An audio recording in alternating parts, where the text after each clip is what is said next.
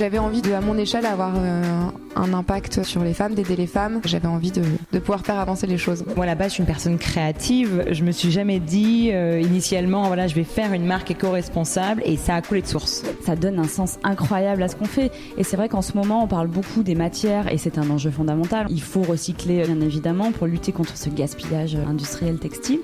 Mais on parle un peu moins des hommes, je trouve. Et nous, c'est vraiment cette balance sur ces deux sujets-là qui sont tout autant fondamentaux l'un que l'autre. C'est con, on parle de vêtements, donc si t'as envie d'une robe rouge, je sais pas, avec des volants drapés, etc., tu peux la chercher pendant 15 jours, le temps de la trouver. T'as pas besoin d'en acheter une que tu trouves directement, qui est neuve. Tu vois. Aujourd'hui, je pense que toutes les marques qui vont se créer ont un devoir moral de faire de leur mieux, ou en tout cas avec un engagement. La clé essentielle du féminisme, je pense, c'est la notion de sororité. Et ça, je l'ai beaucoup développé dans mon travail, avec les femmes avec lesquelles je travaille, mes clientes essentiellement. Et ouais, en tout cas, moi, c'est vraiment comme ça que je suis rentrée dans ce métier. Quand j'ai eu des bébés, je me disais, mais c'est quand même dingue, on leur met du benzène sur la peau, quoi. Et donc, je me suis dit, tiens, si un jour je devais faire quelque chose, je ferais des vêtements où il n'y a pas de produits, dans lesquels il n'y a pas de produits chimiques pour les bébés. C'est vraiment quelque chose auquel il faut faire attention. Bienvenue dans Nouveau Modèle, le podcast sur la mode responsable et engagée. Une discussion avec des femmes entrepreneurs, activistes, stylistes, mannequins, des femmes bien décidées à se battre pour faire bouger les lignes de l'industrie textile. Parce qu'elles connaissent les impacts négatifs de cette industrie sur nos vies et sur l'environnement, ces femmes ont choisi de mettre en avant une mode plus humaine, plus durable et moins polluante pour notre planète. Je suis Chloé Cohen et chaque mercredi, je dresse le portrait de ces femmes engagées. Cette semaine, je donne la parole à Clémence Goudard, la fondatrice de Good People. Clémence a 28 ans et il y a quelques années, lors d'un séjour à Madagascar pour une ONG, elle est tombée amoureuse du pays, de son authenticité, de ses couleurs et de son artisanat. Très naturellement, elle a donc décidé de s'associer à des femmes artisanes sur place pour fabriquer des sacs et des pochettes en fibres naturelles. Vous vous en doutez, Clémence m'a beaucoup touchée. Entre son engagement social auprès des femmes malgaches, son engagement pour une mode plus responsable et son engagement pour la planète, elle réunit toutes les valeurs que je souhaite mettre en avant à travers Nouveau Modèle. Vous l'entendrez, Clémence fait preuve de beaucoup d'humanité et d'humilité dans cet épisode. J'ai enregistré cette discussion quelques jours avant le confinement et en réécoutant Clémence, ça m'a fait beaucoup de bien. J'ai eu l'impression de voyager, de m'évader un petit peu avec elle à Madagascar. Et en ces temps incertains, je crois que j'en avais vraiment besoin. J'espère que cet épisode vous fera aussi beaucoup de bien et je vous souhaite une très belle écoute. Bonjour Clémence, merci beaucoup de me recevoir pour parler un peu de ta démarche, de toi, de ta marque. Alors pour commencer, on va parler de ton parcours, puisque tu as fait des études en mode et management du luxe à Paris et à New York, si je ne dis pas de bêtises. Et après, tu as décidé de partir en Afrique de l'Est et à Madagascar notamment, où tu as rejoint une ONG. Alors pourquoi tu as décidé de partir après tes études et ça correspondait à quel moment précisément dans ton parcours? Pourquoi à ce moment-là tu as envie de partir? Et pourquoi Madagascar aussi? Alors, ça a été un choix qui a été vraiment très ponctuel et pas du tout préparé. Donc quand j'étais à New York et que j'étais en train de finir mon master en marketing et management du luxe, j'ai rencontré totalement par hasard une fille qui s'appelle Antsa, qui est toujours mon amie d'ailleurs, et qui est malgache. Et à ce moment-là de ma vie, j'avais choisi et décidé de faire une petite rupture dans la vie que j'avais connue pour rejoindre une association caritative. Je pensais à l'origine partir aux Philippines, et en fait, en rencontrant cette fille incroyable qui m'annonce qu'elle a une personne de sa famille qui a une association à Madagascar. Donc en fait, tout est parti de là, de cette rencontre, et je suis partie quasiment sur un coup de tête pour 10 mois. Ok, d'accord, c'est intéressant. Donc tu pars à Madagascar, un peu comme ça, donc tout est une question un peu de rencontre finalement. Et tu vas travailler avec la maison d'Aïna, c'est ça? Est-ce que tu peux nous expliquer ce que tu as fait pour cette association précisément sur place? Qu'est-ce que c'est? Combien de temps tu es resté? Un peu comment ça s'est passé? Alors la Maison d'Aïna, c'est une petite association qui va s'occuper de environ 250 orphelins. Donc c'est localisé dans la région des Hauts Plateaux à Madagascar, dans vraiment une région qui est très très reculée, qui est à 2 heures de la ville, et où les enfants qui sont abandonnés, des enfants des rues ou des enfants des campagnes, sont pris en charge directement par l'association et donc scolarisés. Moi, je suis arrivée là-bas pour une période de 4 mois où j'ai été enrôlée comme professeur de français et d'anglais, mais surtout pour la maintenance en fait générale de l'école, où je vais aller m'occuper des enfants de la journée et le soir aussi notamment. D'accord, ok. Et alors, après tout ce temps, qu'est-ce que tu retiens de cette expérience ? Parce que c'était il y a combien de temps ? 2015, je crois, j'ai vu, ou c'était quelque chose comme ça ? 2014. Voilà. Ok. Donc ça fait un petit bout de temps. Qu'est-ce que tu retiens aujourd'hui de cette expérience ? Est-ce qu'il y a eu un peu un avant, un après ce voyage ? Alors absolument. Notamment, ça a été une étape décisive pour moi, puisque c'est là où j'ai découvert les différents artisanats de Madagascar, ce qui m'ont permis aujourd'hui d'être la créatrice de Good People, donc depuis 5 ans. Mais surtout du côté associatif, je suis restée la secrétaire générale de l'association en France. Donc nous avons un bureau en France. Nous gérons les parrainages depuis la France. Donc je garde un lien tout à fait étroit avec l'association aujourd'hui. Ok, ouais, donc elle t'a vraiment marqué. Elle fait partie intégrante de ta vie aujourd'hui. Absolument, oui. Absolument. Okay. Donc sur place, tu le dis, tu découvres l'artisanat des femmes malgaches, tu crées avec elles une pochette. Ça commence comme ça, je crois, voilà. L'histoire de Good People. Alors, comment est née cette idée de créer une pochette ? Pourquoi tu as eu envie de travailler avec elles, de mettre en avant leur artisanat ? Comment tout le processus s'est mis en place ?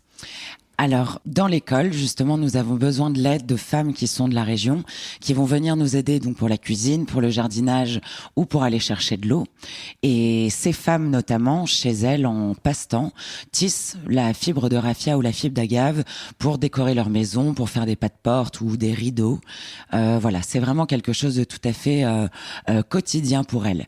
Et en découvrant cet artisanat, mais tout à fait vraiment lambda pour elles, je me suis dit que ça pouvait être intéressant de les former à de la qualité, de trouver peut-être une pochette ou un modèle assez simple de sac qui pourrait être décliné en couleur et en taille et qui pourrait leur donner à elles une activité professionnelle et rémunératrice. Plus rémunératrice en tout cas que les activités de l'école. Et voilà d'où est née la pochette Aïna, donc d'après le nom de l'association. Un modèle simple, décliné en taille et en couleur, et qui était surtout fait par ces femmes directement dans les hauts plateaux de chez elles. Donc voilà comment a commencé vraiment. Donc ça, c'était la première pochette Good People, en fait. Exactement, tout simplement. Et l'idée était vraiment de faire travailler ces femmes que je connaissais personnellement, que j'affectionnais particulièrement. Et donc tout a commencé simplement avec elles. Ok. Et alors là, tu décides de créer un atelier de fabrication avec ces femmes pour les faire travailler.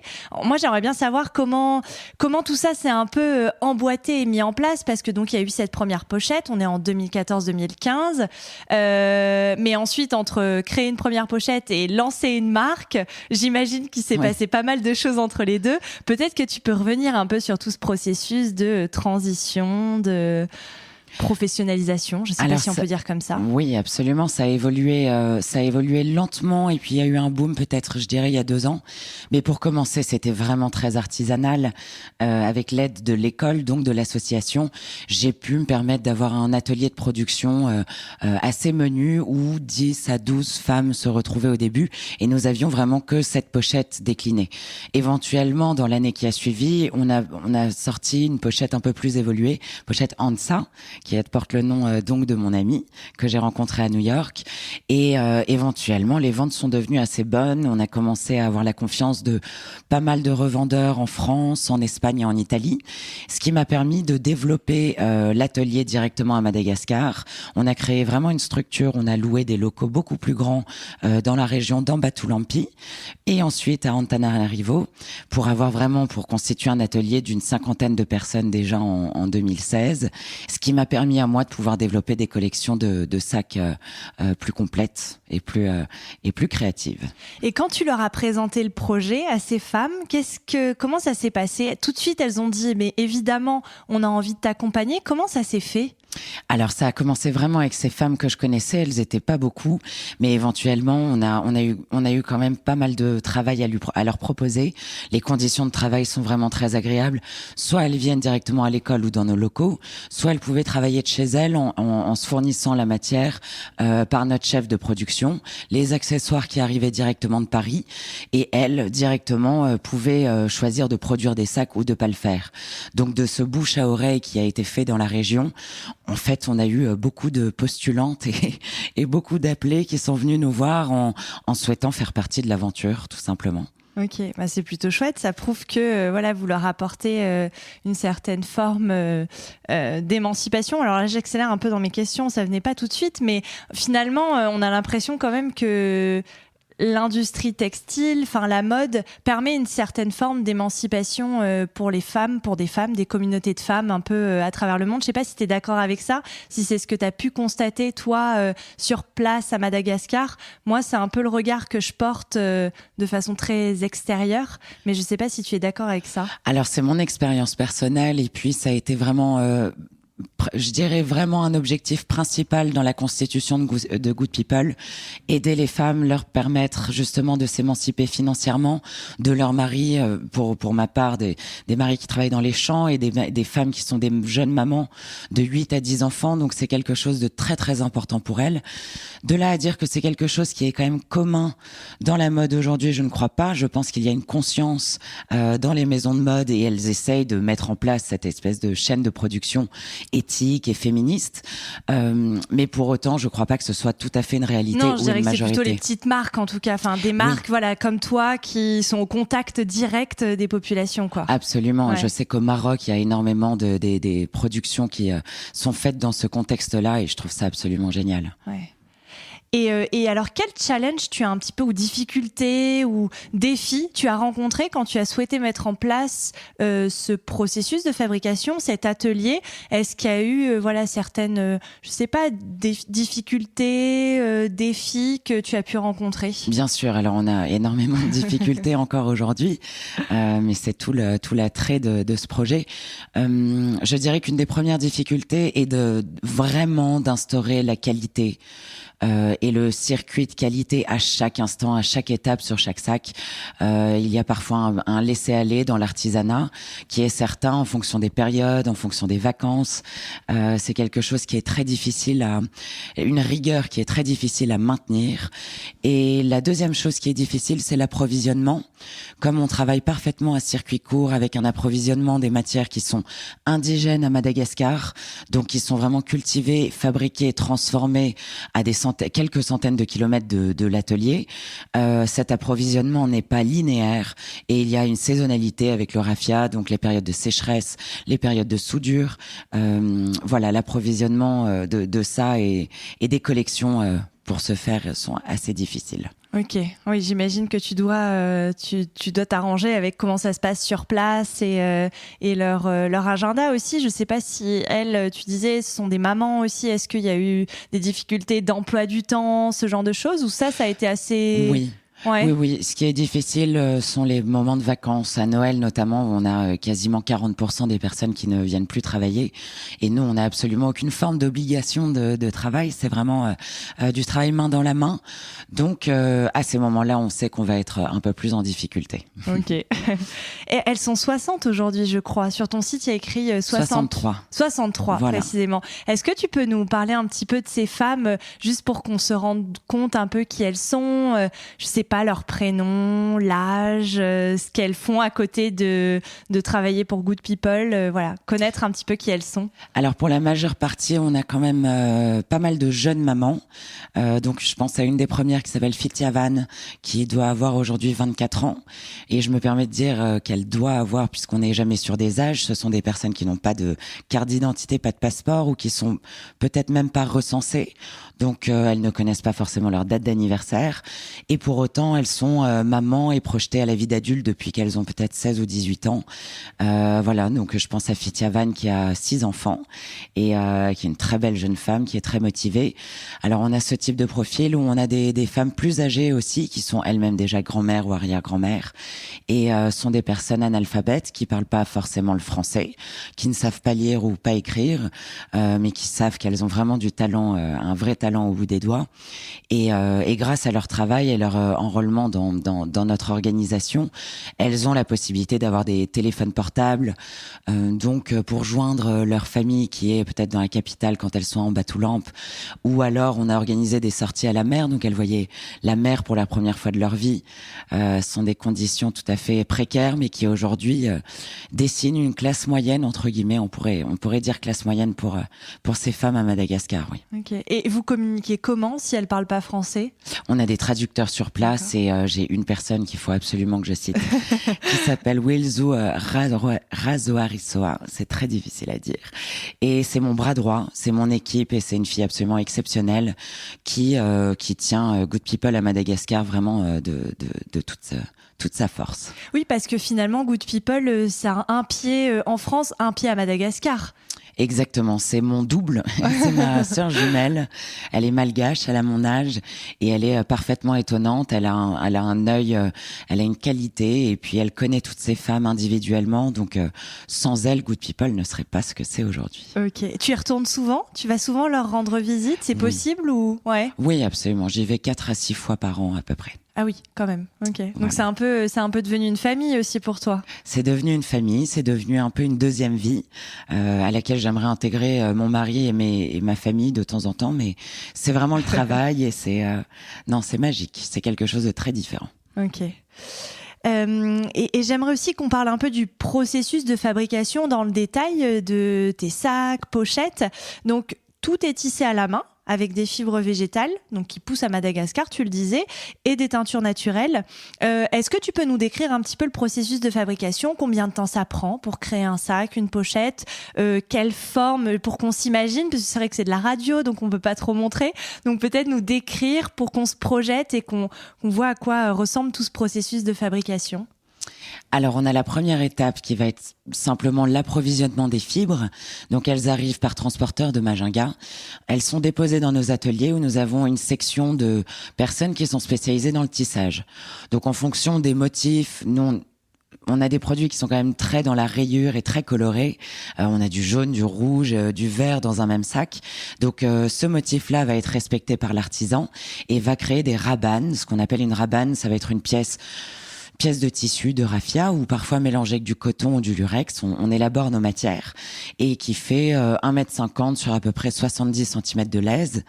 Et ces rabanes sont ensuite transformées en sacs, donc avec ce qu'on appelle le tis à l'intérieur, donc qui va être la matière qui donne vraiment la forme du sac.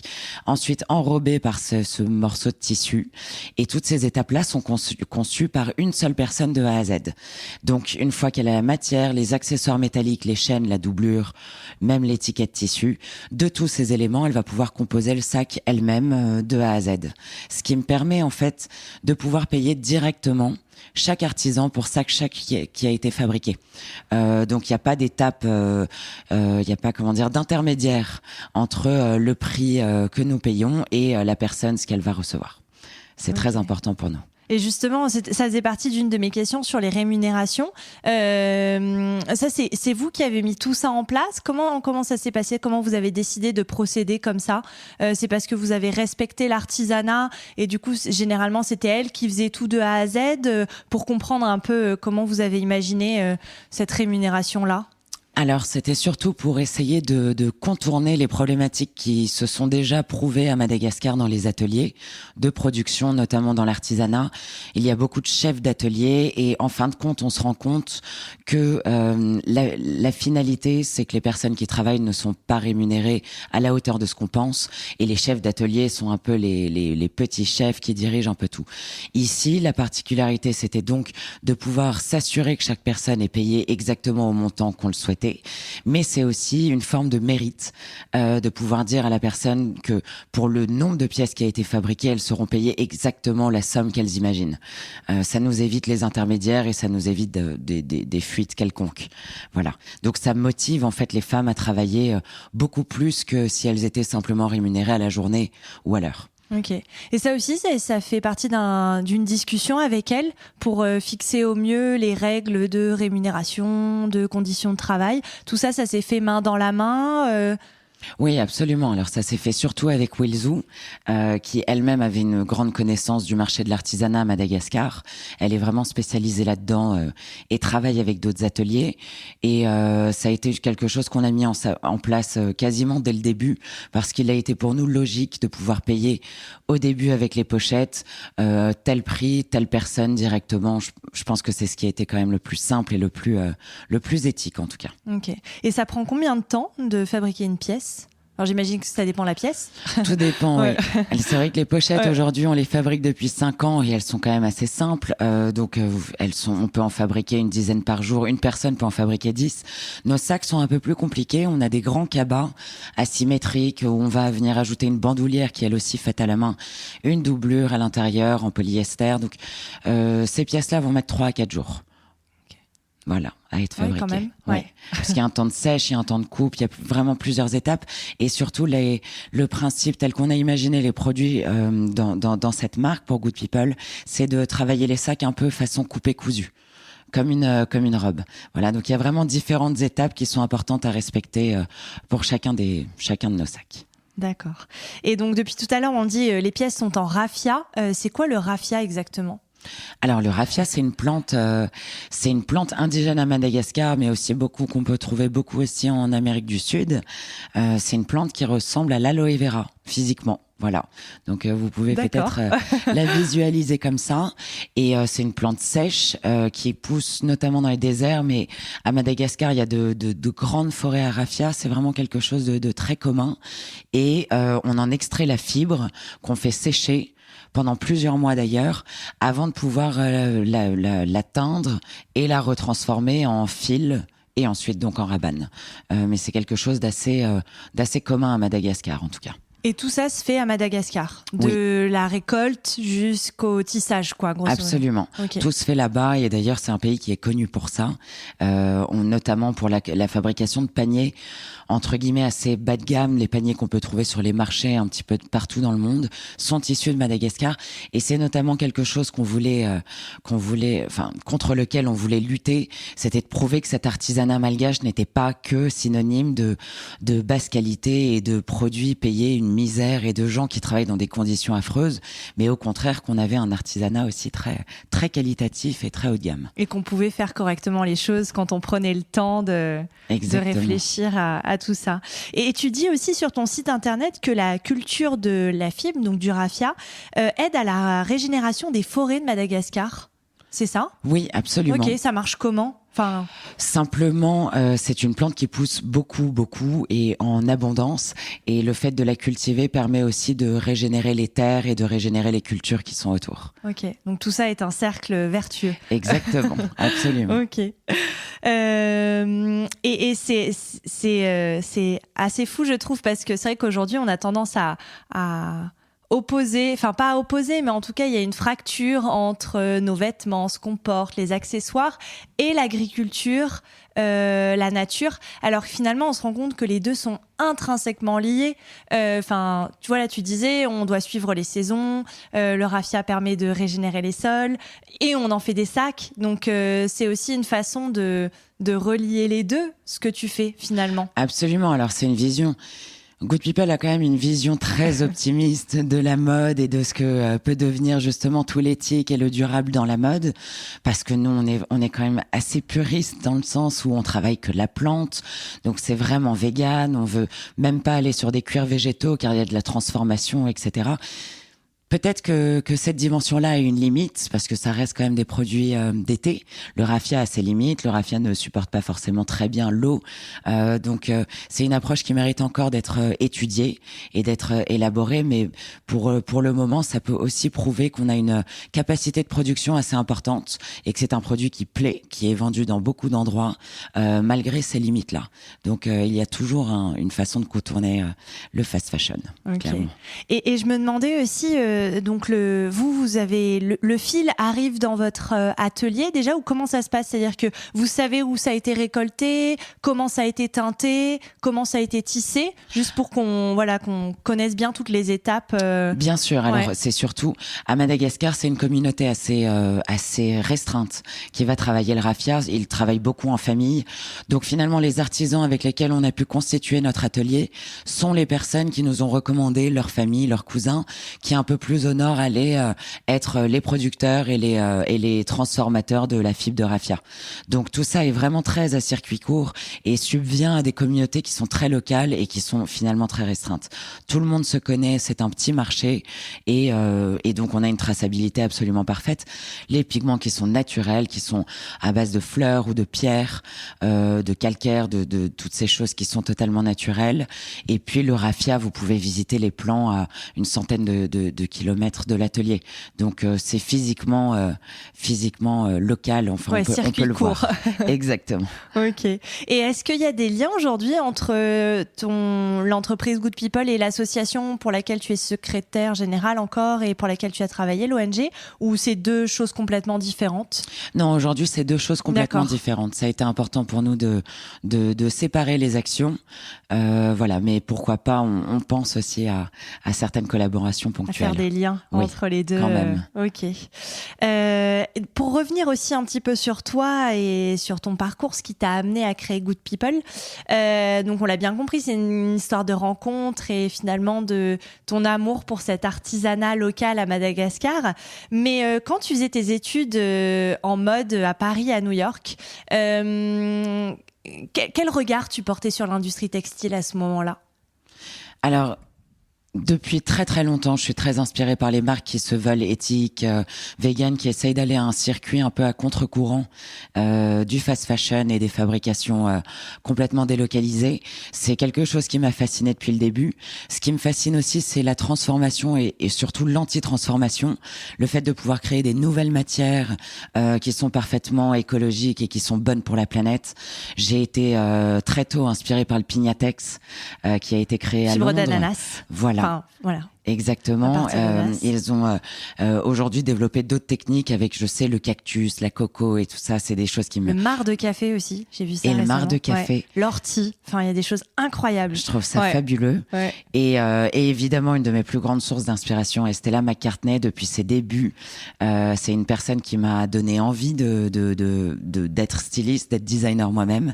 Et je savais que j'avais envie de marcher dans ses pas. Donc pour moi, c'était quand même assez évident d'aller dans des régions un peu reculées pour, je pense, revenir à quelque chose d'ancestral qui allait finalement peut-être dessiner ce qu'on peut faire dans le futur. Ok.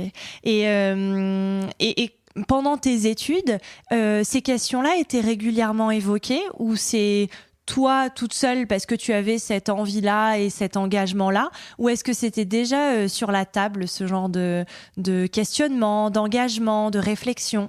Non, pour être très honnête, je n'ai pas le souvenir du tout que pendant 3 ans d'études, donc en stylisme, modélisme, donc vraiment dans la fabrication, donc dans le sourcing, j'ai pas le souvenir qu'on ait parlé beaucoup de la mode éthique. C'était pas d'actualité.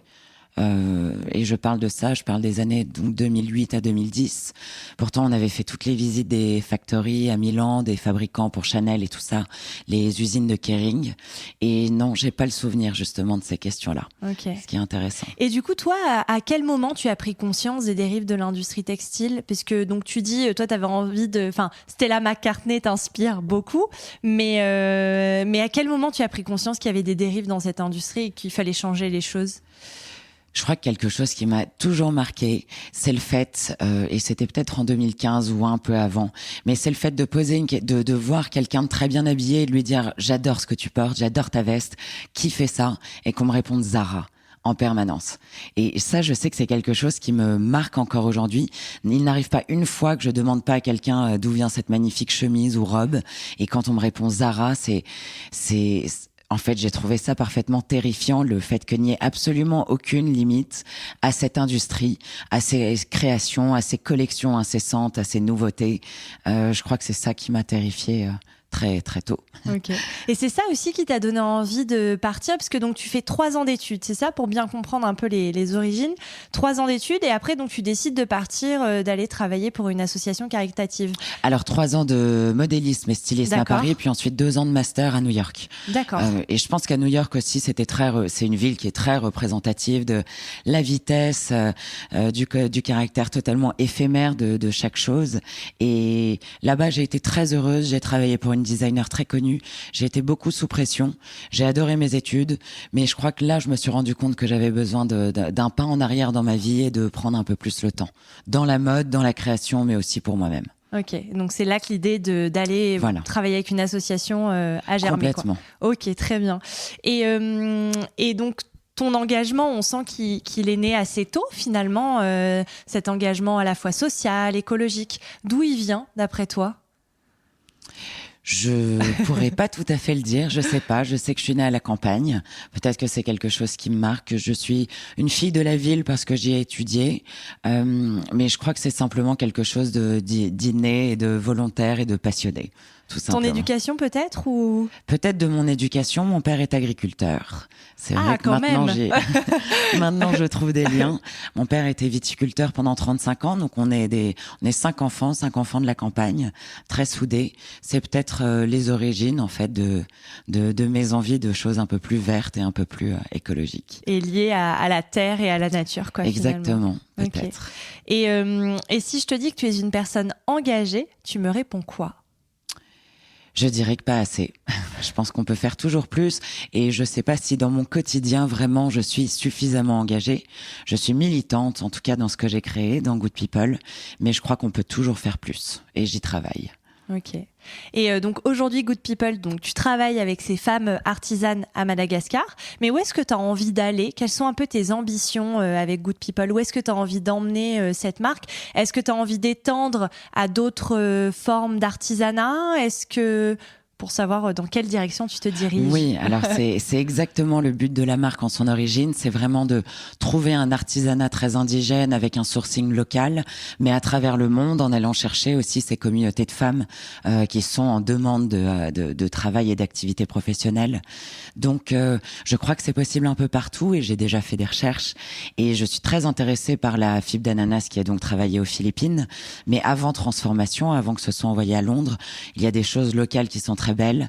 Je sais qu'au Cambodge, ils travaillent la fibre de lotus. Je n'y suis pas encore allée, mais je me suis renseignée. Et je suis déjà en train d'établir une collection capsule au Brésil avec le capim dourado, qui, elle, est une herbe absolument magnifique et qui a des vertus absolument superbes. Pour Alors, des vêtements ou des accessoires ? C'est toujours de l'accessoire pour l'instant. Le prêt-à-porter viendra, je l'espère, un peu plus tard. D'accord, ok. Et ça va sortir prochainement ou est-ce que ça en est, cette collection capsule ? Alors, c'est quelque chose qui devait sortir en 2020, mais je pense que vous vous souvenez des actualités de l'Amazone qui a pris feu. 60% des terres des personnes qui devaient me fournir la matière ont brûlé. Donc, ça a été repoussé. On croise les doigts à 2021, septembre 2021. Ok. Et donc, quel regard tu portes sur ça ? Ça n'a pas dû être évident quand tu as vu tout ça se passer. Je ne sais pas si tu as échangé avec les personnes sur place. Qu'est-ce qui en est sorti ? Quel regard ces personnes ont porté sur ce qui venait de se passer ? Toi aussi ? Ça a été quelque chose de terrifiant pour ces artisans-là, qui sont vraiment, qui font ce travail-là à temps plein. C'est 60% donc de leur récolte, ce qui veut dire, et c'est une herbe qui est très particulière parce que on est obligé de la récolter, de la cueillir. En tout cas, il y a 2 mois dans l'année dans laquelle on peut la cueillir pour qu'elle reste justement dorée et intacte. Et c'est entre le mois de juillet et le mois d'août. Tout le reste de l'année, on vit sur cette culture qui va pousser et qui va être cueillie donc l'année suivante. Donc elle est très protégée. Les cultures sont très restreintes et donc pour eux ça a été catastrophique parce qu'on parle de plusieurs années en fait pour récupérer ce qui a été brûlé. Ah ouais, ok. Bon. Eh ben, écoute, on espère qu'en tout cas 2021, cette collection capsule verra le jour. Nous aussi. Et en t'écoutant parler, il y a une question aussi qui me vient à l'esprit sur l'impact écologique, parce que c'est vrai que je trouve que l'équilibre entre écologie et social je trouve que dans l'industrie textile, c'est là où c'est le plus compliqué. Parce qu'on dit consommons local. Donc toi, c'est vrai que tu vas travailler à Madagascar, au Brésil. Donc il y a cette empreinte carbone finalement qui sera là. Et en même temps, tu fais vivre des communautés locales qu'on ne doit pas oublier et qui ont aussi besoin de cet artisanat-là pour vivre. Comment ça se passe, toi, dans ta tête, quand tu penses à cet équilibre-là, qui est pas évident, je trouve, dans la mode? C'est pas évident, et c'est vrai que j'ai conscience aussi de cette notion d'empreinte carbone sur le fait qu'on transporte les produits puisqu'ils viennent du bout du monde et qu'ils sont vendus à travers le monde. Mais je sais pas, peut-être qu'il faudrait faire une étude parfaite et complète un audit de Good People. Mais je crois que le fait de pas utiliser du tout de matière synthétique, de pas utiliser du tout de machines, d'avoir un approvisionnement local parfaitement, déjà notre empreinte carbone et notre gaz à effet de serre est vraiment très très limité déjà par ces pratiques-là. Donc on n'est jamais à 100% écologique, mais je crois que c'est déjà un pari à peu près réussi. C'est vrai. Et d'ailleurs, il y a des choses que tu aimerais bien améliorer. On a parlé un peu de tes ambitions et là où tu as envie d'emmener Good People. Mais il y a des choses aujourd'hui où tu te dis, là, on n'est pas encore assez bon, on n'est pas suffisamment éthique, écologique, durable. Il y a des choses que tu aurais envie d'améliorer sur ces questions-là? Oui, absolument. Ouais. Et surtout sur des questions logistiques de transport. J'aimerais pouvoir avoir suffisamment de volume pour avoir un centre de logistique, admettons en Europe, qui pourrait faire la distribution, ce qui m'éviterait beaucoup de transports aériens qui sont eux vraiment à éviter. Aujourd'hui, on en use quand même encore un petit peu, mais j'aimerais pouvoir travailler suffisamment en amont pour pouvoir les éviter. Ok. Et alors Good People, pourquoi ce nom ? Good People, parce que ça venait des initiales que j'avais absolument envie d'exploiter, qui étaient GP, qui étaient des initiales qu'on m'a prêtées en fait depuis mon adolescence. Et quand j'ai cherché un nom de marque, je voulais absolument que ce soit GP. Et est venu Good People. En plus, mon nom de famille, mon nom de jeune fille est Goudard, alors on nous appelle les Good. Et voilà, ça a été un jeu de mots un peu bête, mais qui finalement retranscrit bien l'image et l'idée que je veux donner à cette marque. Et c'est quoi l'image et l'idée alors que tu veux donner à la marque ? Les gens bien, une image communautaire, c'est-à-dire pas personnifiée, mais que chaque femme, chaque personne, même chaque homme puisse se retrouver. Les gens bien, les gens bien qui sont à travers le monde, qui font travailler des gens à l'autre bout du monde et avec des vraies valeurs éthiques et des vraies valeurs sociales. Ok. Plutôt chouette. Oui, on espère. Ouais. Et avant de te poser la dernière question, peut-être que ça peut intéresser des gens. Est-ce qu'il y a des façons de contribuer à la Maison d'Aïna, à l'association ? Est-ce que les gens peuvent faire des dons ? Tu as besoin de bénévoles ? Peut-être pour les gens qui sont intéressés et qui aimeraient d'une façon ou d'une autre participer à vos actions ? Alors oui, dans le milieu associatif et surtout pour une petite association comme celle-ci, toute donation et toute participation est absolument la bienvenue. Vous pouvez faire un don ponctuel donc sur le site qui est www.lamaisondaina.org. Je remettrai tout ça de toute façon dans les notes de l'épisode. Je me permettais de l'énoncer. Ouais. Mais sinon, on a un système qui est assez connu et reconnu dans les associations. C'est un système de parrainage. Mais comme je l'ai dit plus tôt, il y a vraiment entre 230 et 240 enfants qui sont en relais. Donc chaque parrainage est très important pour l'enfant puisqu'il lui donne une vraie motivation. Vous constituez une vraie relation avec chacun des enfants. On reçoit des lettres, on reçoit les bulletins scolaires et en fait on vient aider sa famille aussi par un parrainage qui est de 30 ou de 35 euros je crois mensuel. Et je peux vous dire que ça change tout dans la vie de l'enfant. Ça lui donne une valeur, il a l'impression d'être aimé, d'être apprécié, d'être aidé, lui-même particulièrement. Et ça a vraiment un impact sur, en tout cas, ses résultats scolaires.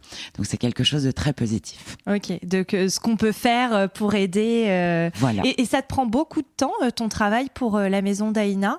pour comprendre un peu comment tu découpes aussi ton organisation entre Good People et cette association? Non, alors plus du tout. Aujourd'hui, depuis quelques mois, j'ai délégué cette partie-là, puisque le conseil d'administration a changé. Mais je suis toujours très présente pour des questions, des conseils et de l'apprentissage au quotidien. Voilà, des fonctions. D'accord. Et alors, la dernière question un peu rituelle de ce podcast que je pose à toutes mes invitées, est-ce que tu as des modèles dans la vie?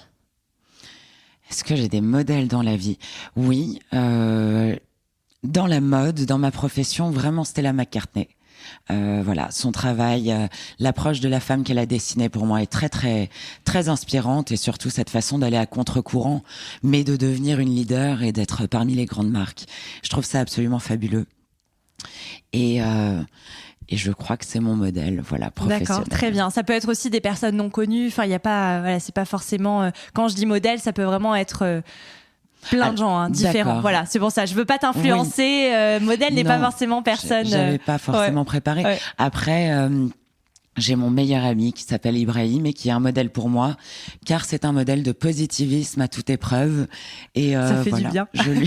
je lui fais une petite dédicace. Mais oui, c'est un esprit, il a une façon de penser complètement différente et tellement positive que c'est vraiment une source d'inspiration pour moi tous les jours. Ok, très bien. Eh ben, merci beaucoup d'avoir répondu à toutes mes questions. Merci à toi. Merci. Merci à Clémence d'avoir participé à cet épisode de Nouveaux Modèles, et merci à Thomas Langlin, notre ingénieur du son. Si vous aimez l'émission, dites-le moi avec des mots doux et des étoiles sur vos applications préférées et parlez-en autour de vous, c'est ce qui m'aide le plus à faire connaître le podcast. Pour ne louper aucun épisode, rejoignez-nous sur Facebook, Twitter et Instagram @nouveaumodèle.podcast. Je vous dis à très bientôt pour rencontrer un nouveau modèle.